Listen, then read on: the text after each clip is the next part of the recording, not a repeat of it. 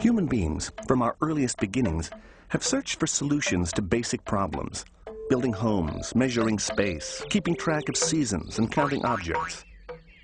Over 30,000 years ago, early Paleolithic people kept track of the passing seasons and the changes of weather for planting.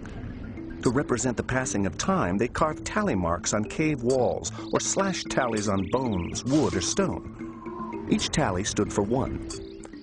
But this system was awkward when it came to large amounts, so symbols were eventually created that stood for groups of objects. Sumerian clay stones have been found that date to the 4th millennium BC. A small clay cone was used for 1, a clay ball was used for 10, and a large cone stood for 60. Written records from around 3300 BC show that Babylonians inscribed amounts on clay tablets with a reed. They used a nail shape for 1s and a V on its side for 10s, combining these symbols to write other numbers. For example, Babylonians wrote the number 19 as. The ancient Egyptians used objects from their everyday life as symbols. A rod stood for 1, a cattle hobble was 10, a coiled rope was 100, a lotus flower was 1,000, and so on. The number 19 was a cattle hobble and 9 rods. The early Romans created a number system that we still see today. Along with other symbols, they used an X for 10 and an I for 1. By the Middle Ages, Romans were putting the I to the right of the X for 11 and to the left for 9. So they wrote 19 as XIX. All these creative number systems show groups of objects as well as individual objects. Some of the oldest human counting systems rely on fingers and toes, so they were based on 1s, 5s, 10s, and 20s. The Zulu word for 6 means to take the thumb of the right hand, meaning that all the fingers on the left hand had been added up and the other thumb was needed. Other systems evolved from commerce. The Yoruba in Nigeria used cowrie shells as currency and developed an amazingly complex number system. It was based on 20s and on the operations of multiplication, subtraction, and addition. For example, they thought of 45 as 3 times 20 minus 10 minus 5. Knots tied in cords and strings were used for recording amounts by many cultures, like the Persians. The Incans used a more refined version called a quipu, a thick cord held horizontally from which hung knotted string. The kind of knot the Incans used, along with the length and color of the cord, represented 1s, 10s, and 100s. In today's world, almost every industrial culture uses the numerals 0 through 9. But these symbols weren't invented until the 3rd century BC in India, and it took another 800 years for the idea of 0 with place value to be constructed. This big idea dramatically changed the face of mathematics. We humans have always shared with one another. When early cultures shared their food and water or wanted to divide their land in ways that were fair and equal, fractions gradually emerged as symbols for these fair share situations. The ancient Egyptians used unit fractions. Fractions where the numerator is 1, like 1/2, 1/3, and 1/5, and would add and halve these fractions. If they wanted to divide 3 loaves of bread equally among 5 family members, they'd first divide the first and second loaves into thirds.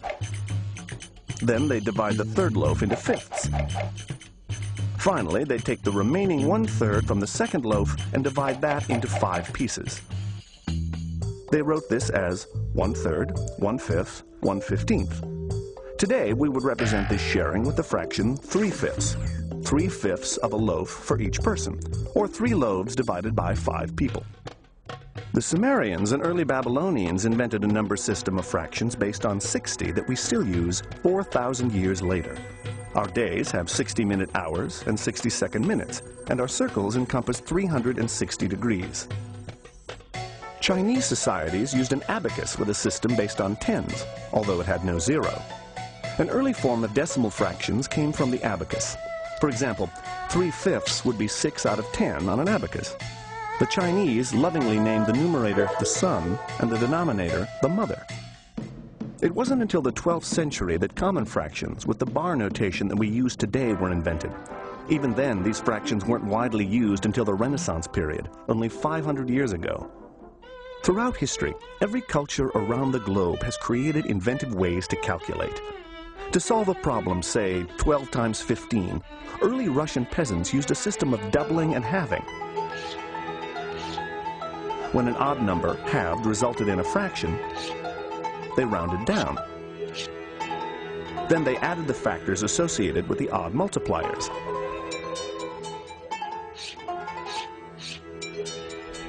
Ancient Egyptians relied on a doubling procedure until they produced enough groups. Then they added these groups to find the answer.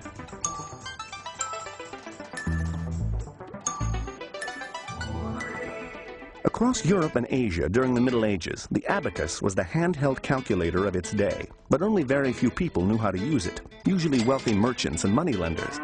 By simply moving beads that each had place value, an abacus was a highly efficient way to compute. Then, the great Arab mathematician Al-Khwarizmi introduced the Hindu-Arabic numerals 0 through 9 into North America and Europe and created new procedures for computation. These algorithms could be written onto paper. Over the centuries, learning the algorithms became the hallmark of an education as students were taught to compute long columns of figures, borrow and carry, and do long division efficiently and reliably. They could now keep records of these procedures and check results. Today, complex calculations are done with a handheld calculator. This means students need the ability to check the reasonableness of the answer and to have a rich repertoire of mental math strategies to do that. Most simpler computations, like 12 times 15, can be solved mentally using a variety of strategies.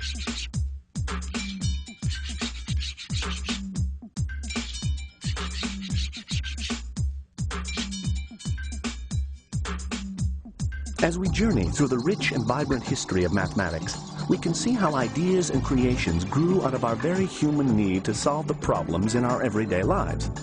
Through time, the mathematical explorations of men and women from around the globe have given us fascinating lenses that help us to mathematically view and make sense of our worlds.